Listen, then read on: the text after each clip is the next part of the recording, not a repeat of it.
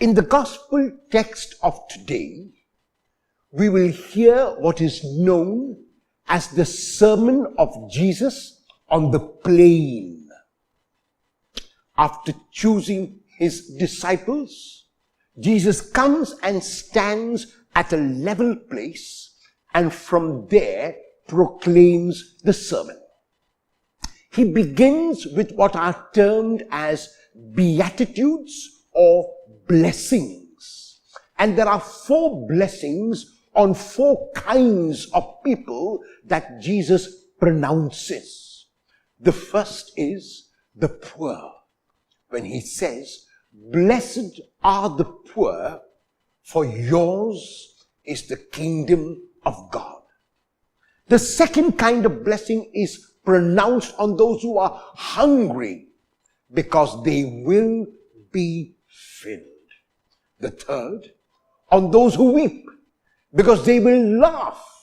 And the fourth, on those who are persecuted, who are fought against because of righteousness, because of justice, because of standing up for a cause. Jesus says they will be vindicated. Even as he pronounces these blessings or beatitudes, Jesus pronounces 4 corresponding woes. And the woes are first, in opposition to the poor, the woe to the rich. Because they are having their fill now. They are not concerned about others. They want to simply accumulate and gather and fill their bellies without a thought to the millions of people who are hungry, without a thought to the fact that they have more than they need and can share and can give and can let it go. No, they have allowed their riches to control them. They have allowed their riches to possess them. It is not they now who possess things, but things which possess them.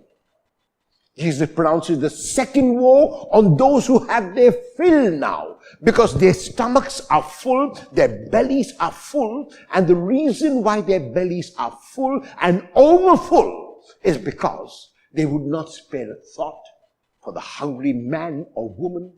They would not spare a thought for those who did not have even the basics of life, like 1 square meal a day. Jesus pronounces the third woe on those who laugh now, who enjoy life completely, but who enjoy life only selfishly, only self-centeredly, only suiting their own comforts and luxuries, are not concerned about others. They laugh now, but they will weep. And the final woe is pronounced on those about whom people speak well. Unfortunately, in today's world, the externals determine so much of how a person is thought of and spoken of. If a person has money, if a person has riches, if a person has a big house and a huge car and all the modern gadgets and amenities, that person is considered successful and thought well of. That person can be considered successful and thought well of only if that person reaches out to the less fortunate.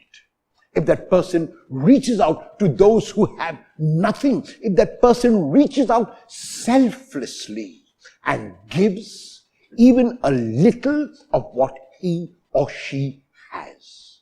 So the blessings are pronounced on the poor, on the hungry, on the weak, and of those who fight for justice, who fight for the right, who are willing to stand up for a cause, and the woes on those who are rich but unconcerned about others, on those who have their fill now without sparing a thought for the hungry, on those who are laughing because they are living selfishly, and on those who are successful in the eyes of the world, but not in the eyes of God.